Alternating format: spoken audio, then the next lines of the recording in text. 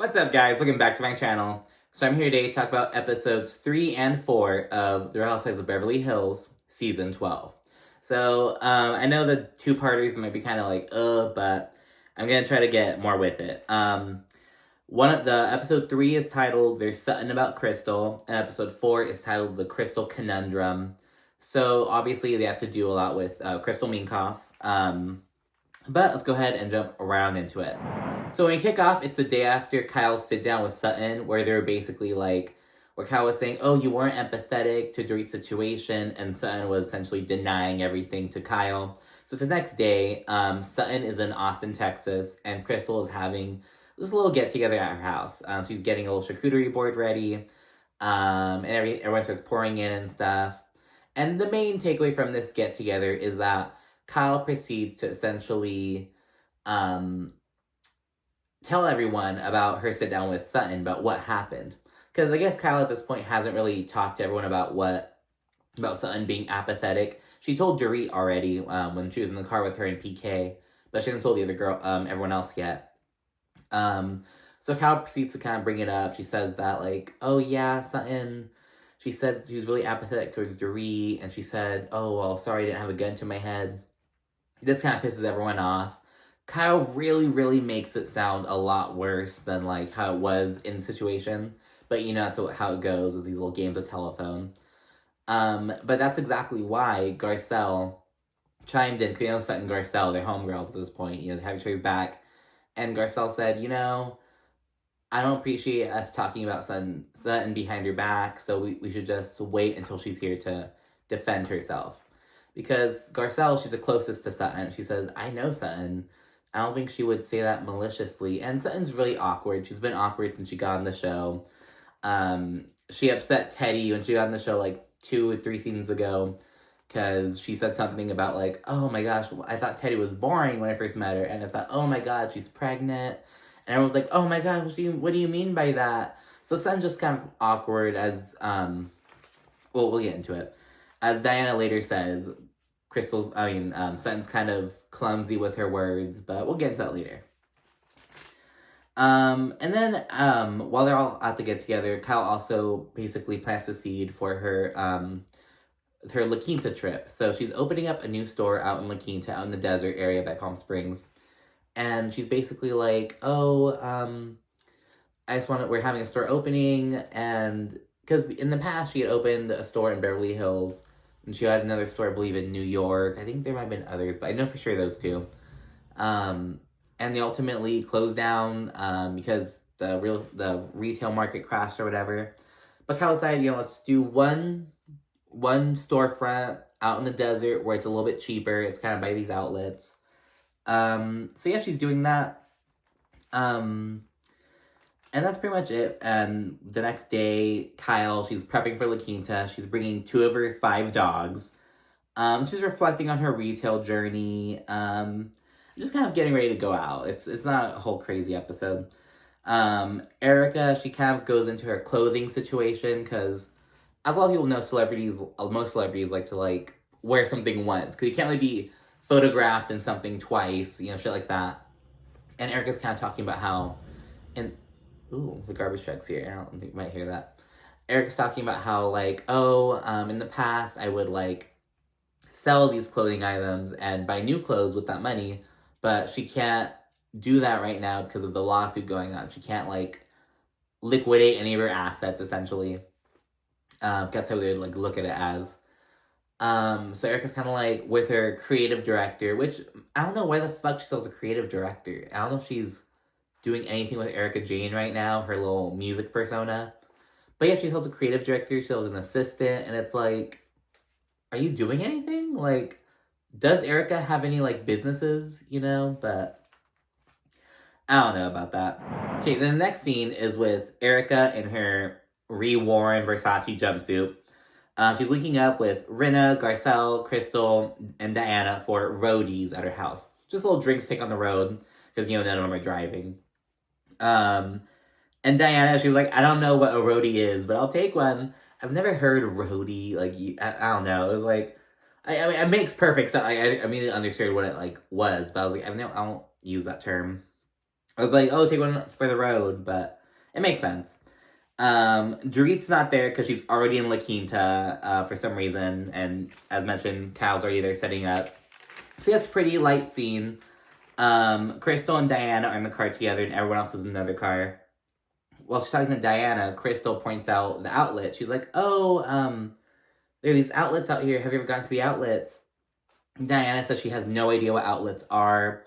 And she shares that she never shops in person. And I was kind of like, okay, I get it. She's talked about how, like, designers send shit straight to her house. They know her size and her style. But the thing is, it's like, shopping isn't, like, a chore at this, like, level.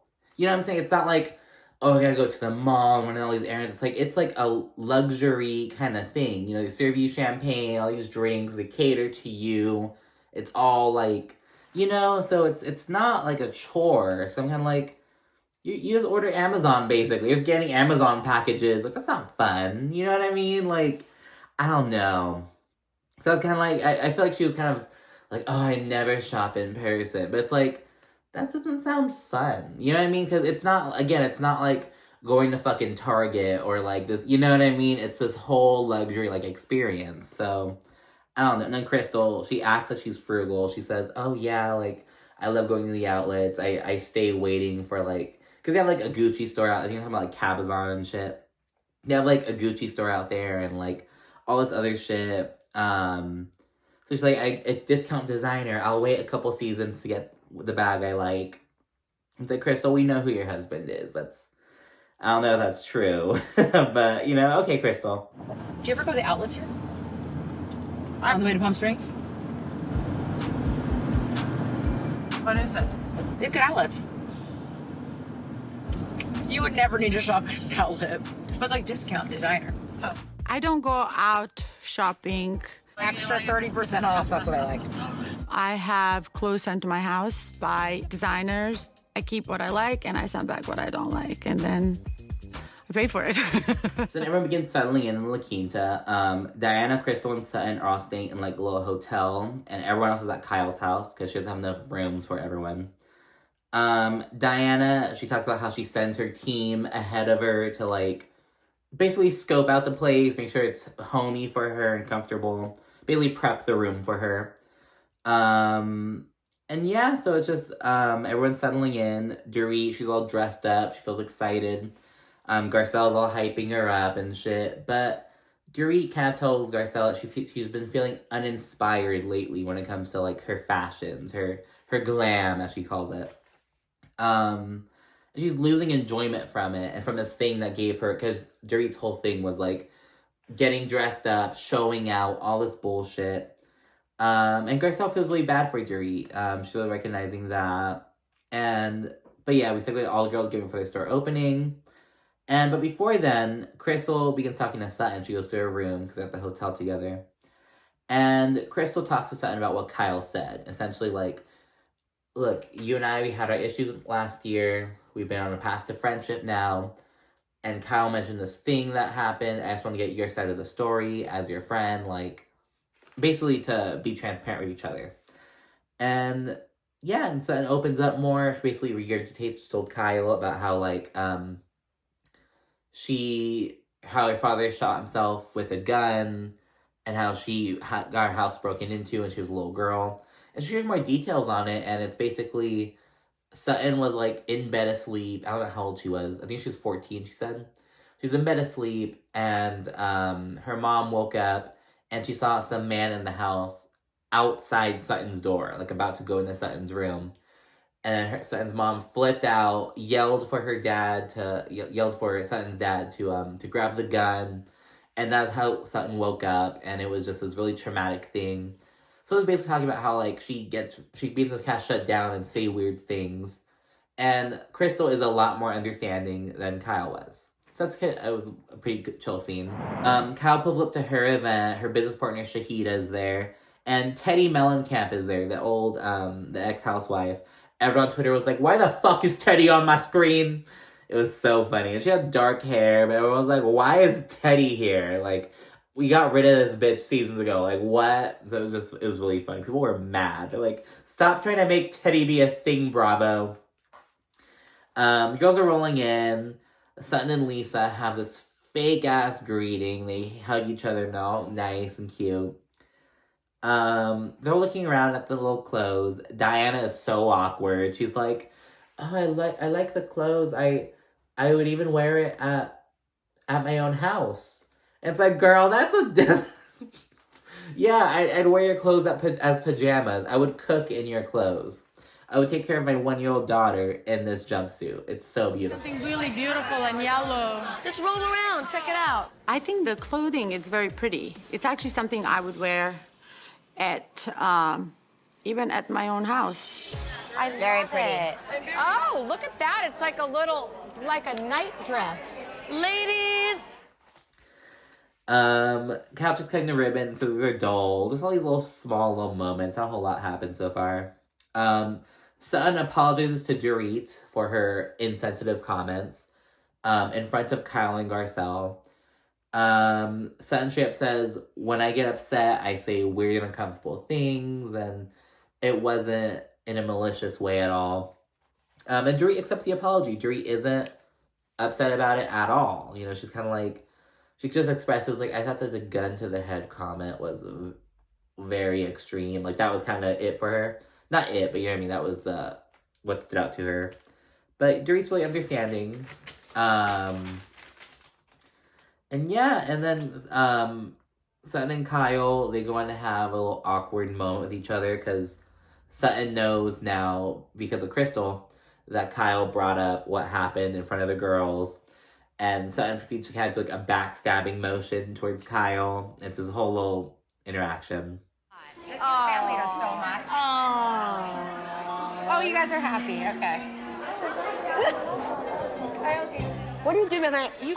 I know you're doing something. Stop it. You're doing something. What were you just doing behind my back? I was stabbing you behind the back. I'm sure you are stabbing me behind the back. Oh, wait. You pull mine out first. I didn't stab you behind the back. I do everything. I do everything up front to the face. Okay, then the girls leave and get to Kyle's. Everyone's kind of just meeting at Kyle's for some drinks just to hang out. Kyle and Diana talk about astrology. Diana says she's a Leo, but she's born on August 23rd, I believe. And Kyle's like, that's a Virgo. But depending on like the year, some signs are like, oh, this year, because of how the fucking sun and planets are, the degrees or whatever, you fall into this sign even though you're on this day. So that was just a little funny interaction. Girls are getting food.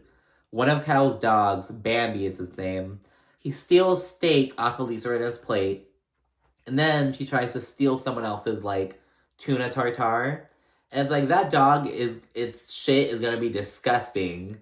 And it's like, why is Kyle's dog so comfortable? Like, I understand, like, dogs might steal shit off of, like, a counter. Or, like, well, okay, one of my dogs, like, did that once. Like, we had a donut, she, like, snuck a bite out of it, but that was literally, like, a one-time thing. That never happened. Yeah, I don't know. I thought it was strange the dog was so comfortable doing that.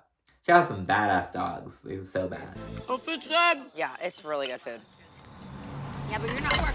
Oh my god! Oh, you guys! Oh my god! She took my steak! Ow! Ow! Ow! Bambi's gonna steal your food, guys. She did! We already know. Whoa, whoa, whoa, whoa!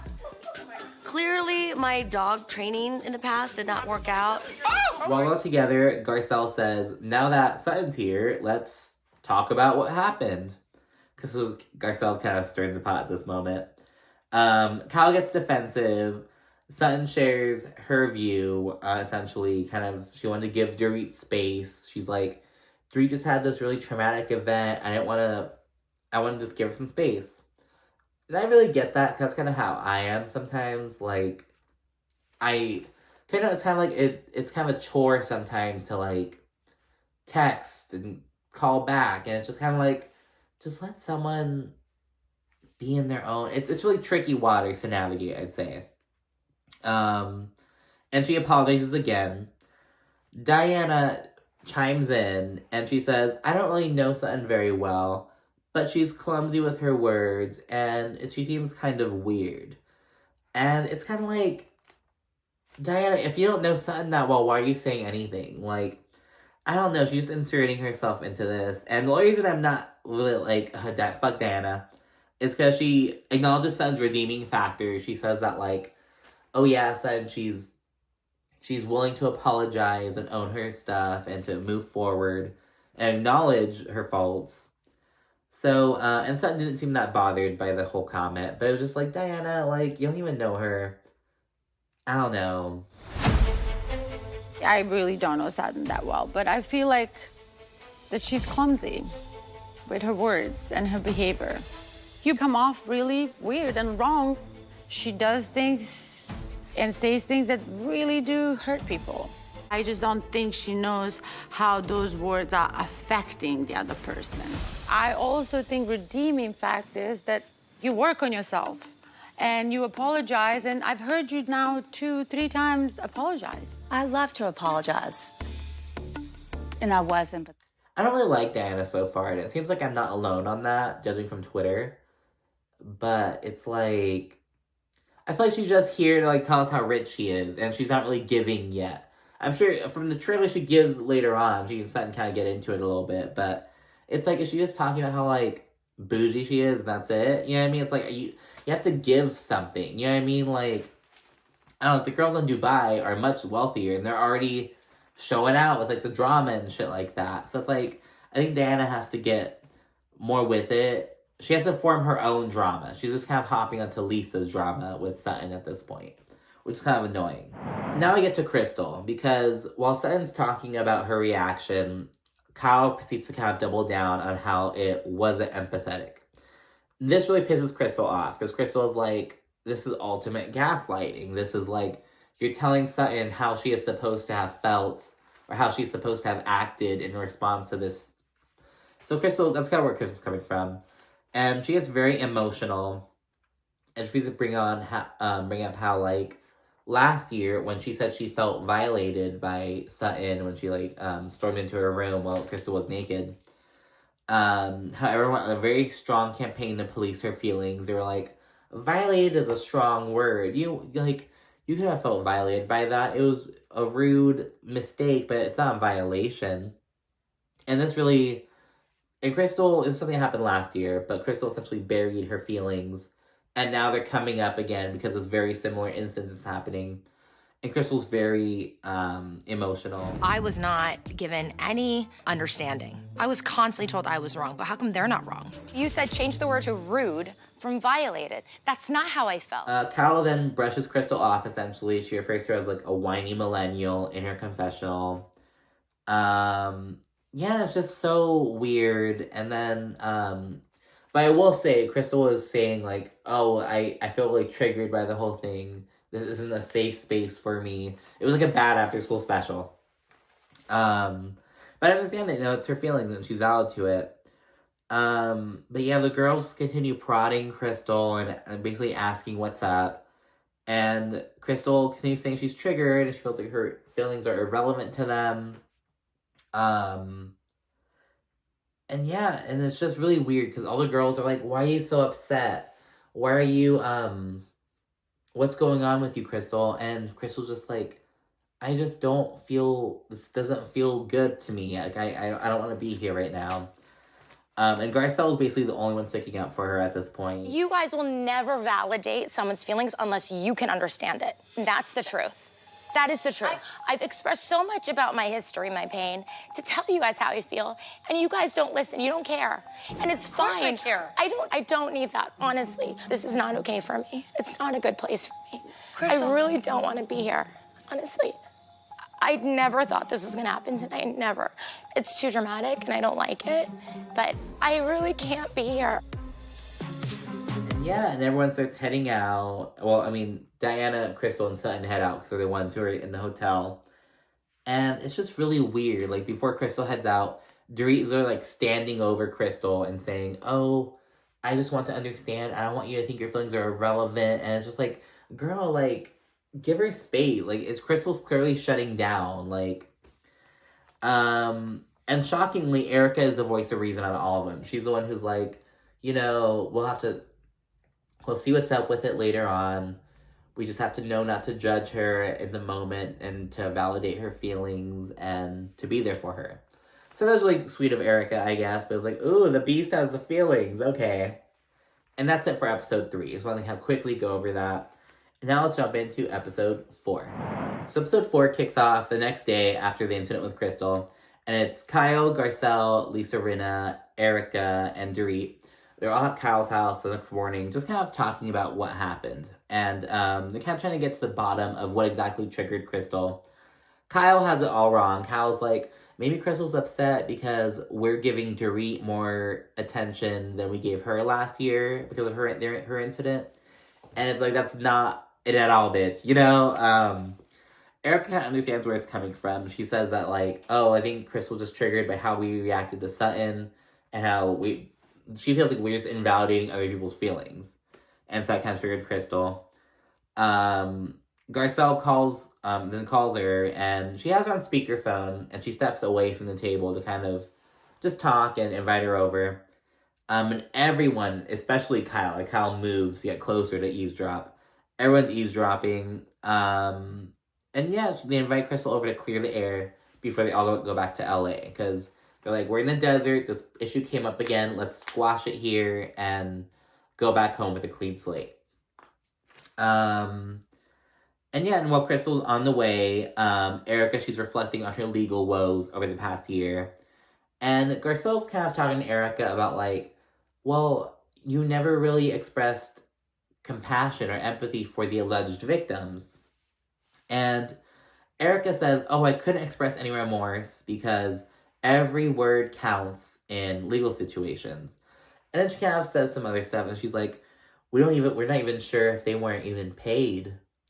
So it's kind of like, Erika, if every word counts, you don't allege, like, oh my God. Because when you're in a legal situation like that, every word counts. We're not even sure that there were people that weren't paid. You're saying that we don't know for a fact that these people weren't paid, these That's victims? right, exactly right. You mean that there's a chance There's that a they chance. can be lying? No way. Yeah, way. And she goes on to kind of talk about in her confessional how there are a lot of people who don't know the facts of the case and just rooting for her to fail. Because, like, oh, Erika, like, this reality star allegedly did all this bad shit with her husband. Oh, I hope, like, they're kind of already predisposed to be against her in a way. And I think she has a point to an extent. Because you have to remember, there's that whole Hulu documentary out where, there's not a whole lot. I do think, yeah, it is sensationalized by the headlines of her being on a reality show. It's kind of salacious. But it's like, I don't know. She can't, I don't know. I think she has a point, but she's kind of putting all the blame on others about, like, how, like, oh, yeah, they don't know the fact, they just want me to fail. And it's like, they also feel bad for the victims. You know, the alleged victims, excuse me. Then Crystal rolls in. It's just her, Diana and Sutton. They're hanging out at the hotel still, and then we quickly segue over to them to see what they're doing. Diana goes to Sutton's room for they have their own suites basically. Diana goes to Sutton's for breakfast basically. Sutton got some catering to go in. They're getting it's like a little buffet, and Sutton says, "Oh, I haven't eaten meat in so long, but there's something about bacon that I just love."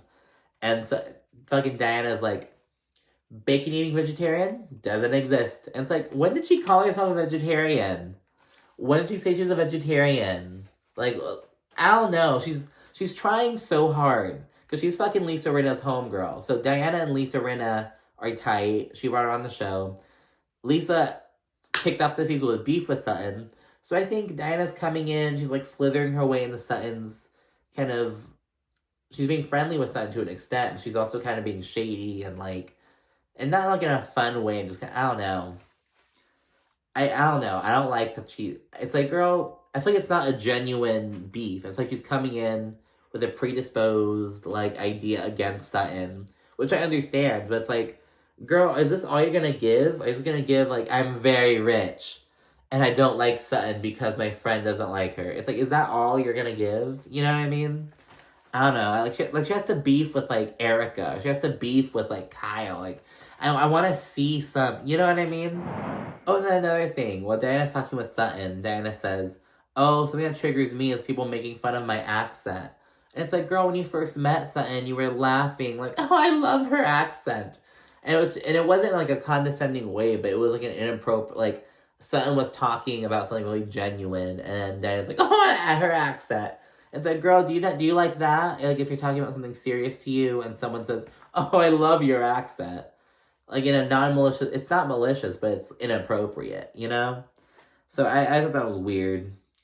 Then we go back to Kyle's. We have Crystal opening up about how she felt last year, and she felt invalidated.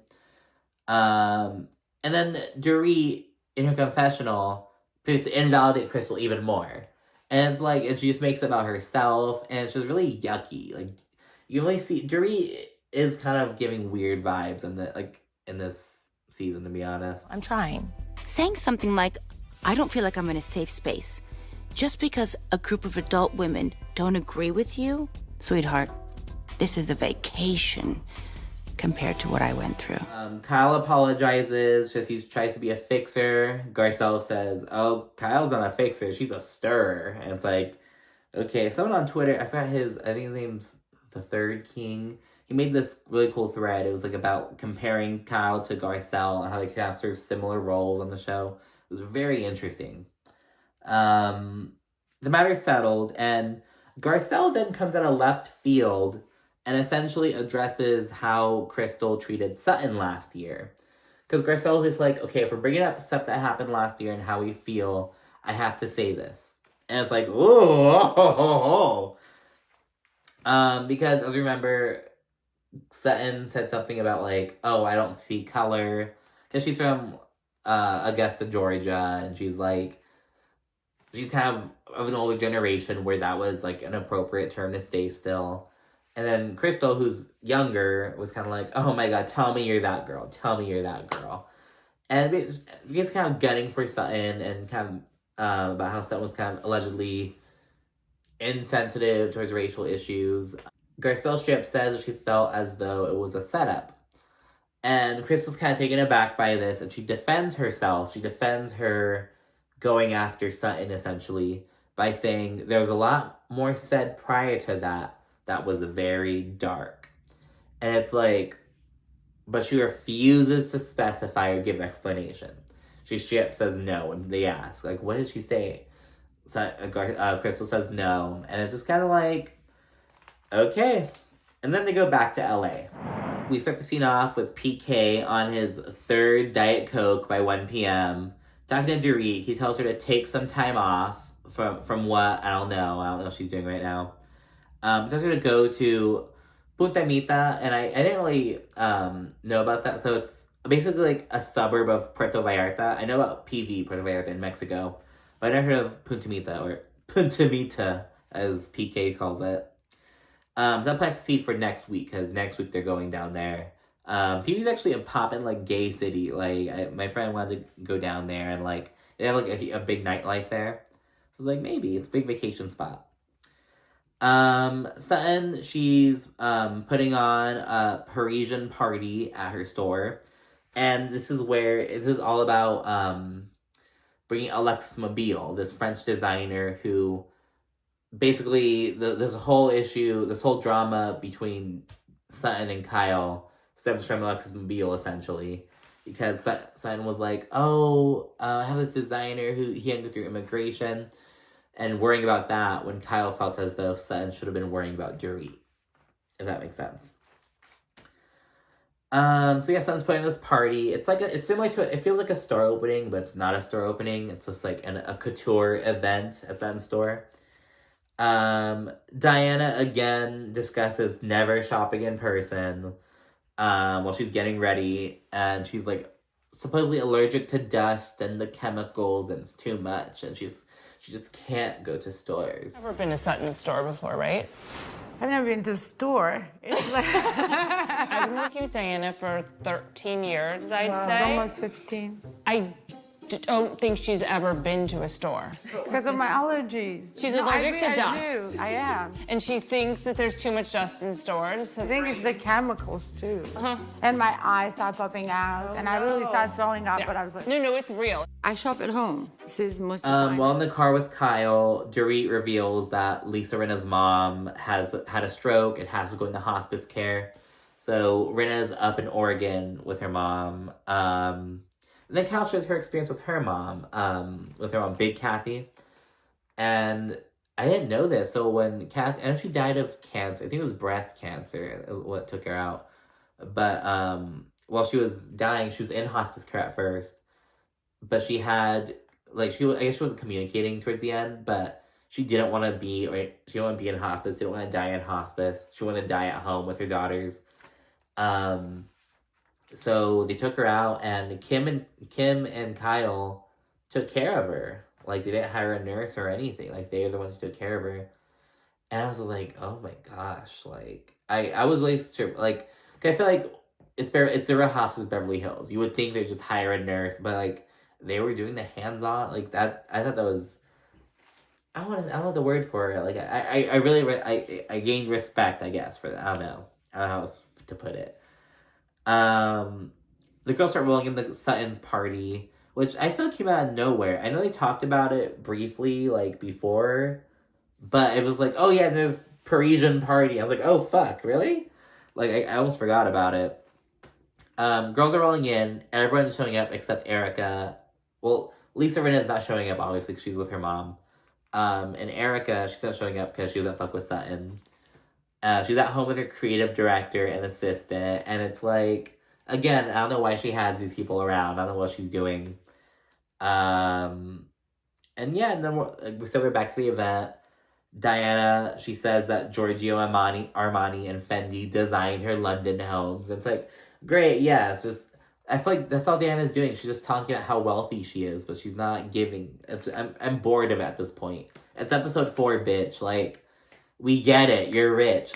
Show it. You know what I mean? It's kind of we get it. Most other people on the show, she's much richer than them. I'll give them that. She's much, much wealthier. But it's just at a certain point, it's okay.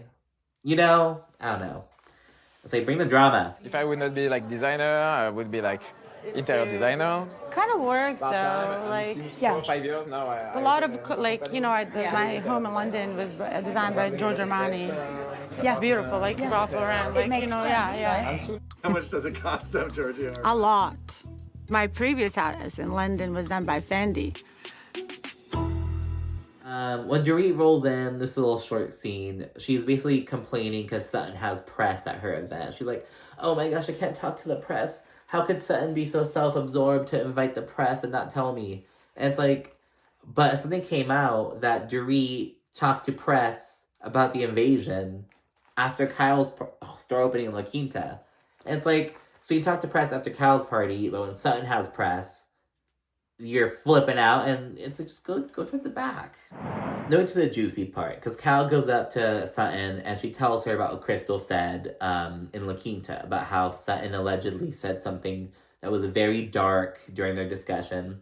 Because mind you, Kyle was there as well. It was Kyle, Sutton, and Crystal. They were all at Kyle's bar in Tahoe last year. Or her home bar or whatever. The house they rented, some shit like that. And they're all talking, and then Sutton said her thing about how she doesn't see color, and that started the friction between her and Crystal. But Crystal's saying that before that happened, Sutton said something very dark, and she basically alluded to something really nasty, something really racist, and you know what I mean? That's basically what Crystal was alluding to. And Kyle's that didn't happen. Nothing was said, So Kyle's taken aback by that, so she lets Sutton know about what's up. Garcelle rolls in, she walks up as well as this is happening, and she tells Sutton to watch her back with Crystal. In response to this, Sutton says she doesn't want to go backwards, and she just wants the situation dropped. She doesn't want to go back to last year's bullshit. And Kyle suspects that this is because Sutton is afraid that she may have said something fucked up and forgotten it. And that's why she's like, no, I want to talk about it. It's old. I want to do it. And I see where Kyle's coming from with that. And Kyle does say that, like, that didn't happen. Like, that's not what happened. And then Kyle and Garcelle are sitting down, basically talking about, like, what happened. Like, what the fuck is going on? Crystal walks up and joins the conversation. And Crystal explicitly suggests that it was about race. Because when Kyle says, oh, I don't remember, like, Sutton didn't say anything crazy. Like, I know that. Like, and Crystal proceeds to say, oh, I am sure that it wouldn't affect you in the same way it would affect me and probably Garcelle. Two minoritized women. So it's instantly we know it's about race. It shows that it was problematic. And the girls are basically pointing out that Crystal basically defended herself by half opening a can of worms, or half throwing Sutton under the bus, because she's suggesting that Sutton said something dark and problematic, something racist, but she's not specifying what it is. So it's letting everyone think about, like, use their imagination. And everyone says that, and yeah, it's really weird. Crystal and Sutton are okay at this point, they're like, whatever, but everyone else is like, what the fuck? Specifically, Kyle and Garcelle. They're the ones who are like, huh? Garcelle asks if Crystal used the word dark, and Crystal gets really defensive, and she defends the word not being too strong. And she says, oh, dark is a 4-letter word. There's only one vowel, only one syllable. And it's like, so is fuck. So is shit. You know, so is slut. You know, bitch is only one extra consonant. Whores, one extra vowel. I don't know. So that was a stupid argument. I was like, Crystal, like, you know, the most curse words are 4-letter words, like, if we're being honest. So I was like, girl, shut up. But in the context, it is like something being dark is like, there's that connotation of someone saying something dark, someone having dark humor. We kind of, I don't know. And that's basically where it ends. It's just planting the seed for later drama between Sutton and Crystal, mainly. And Garcelle and Crystal as well. Then the final scene is the next day. It's after the party, I guess. Dorit is having a therapy session. And she refers to it as, like, a reprogramming of your brain kind of thing. And I like learning about cult stuff. So I'm like, ooh, a cult deprogramming. But it's like a reprogramming, and it's good for trauma victims. And it's essentially Dorit coming face to face with her, like, greatest fears, with, like, closing her eyes and thinking about the event and letting her mind basically just go where it goes, coming face to face with these fears and the trauma, and basically just talking about these things with a therapist, like, working through them. It's been, like, a really intense therapy, but, you know, I think she really needs that. And that's where it is. Okay. Woo! So it was, that's so good. That was, I hate double episodes. I need to stop doing that. But I want to just get this up anyway, all right? So I'm going to go ahead and record Dubai soon, and we'll see you guys soon. Bye.